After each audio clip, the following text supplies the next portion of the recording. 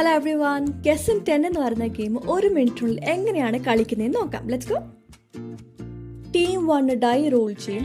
അത് ഗ്രീനിൽ വീണതുകൊണ്ട് ഒപ്പോണന്റ് ടീം 2 ഗ്രീൻ ഡെക്കിൽ നിന്നൊരു കാർഡ് എടുത്തിട്ട് 2 ബസ് വേർഡ്സ് ടീം 1 കൊടുക്കും. ടീം 1 10 യെസ് എന്നോ ക്വസ്റ്റ്യൻസ് ചോദിച്ച് ആൻസർ ഗെസ് ചെയ്യാനായിട്ട് ശ്രമിക്കും. അതിൻ്റെ കൂടെ മൊത്തം ഗെയിമിൽ 3 ക്ലൂ കാർഡ്സ് കൂടെ യൂസ് ചെയ്യാൻ പറ്റും ഹിൻസ് കിട്ടാനായിട്ട്.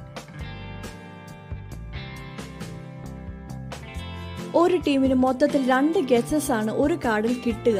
ഇതിൽ 2 ഗെസ്സസും തെറ്റാണെങ്കിൽ കാർഡ് ഡിസ്കാർഡ് ചെയ്യേണ്ടി വരും.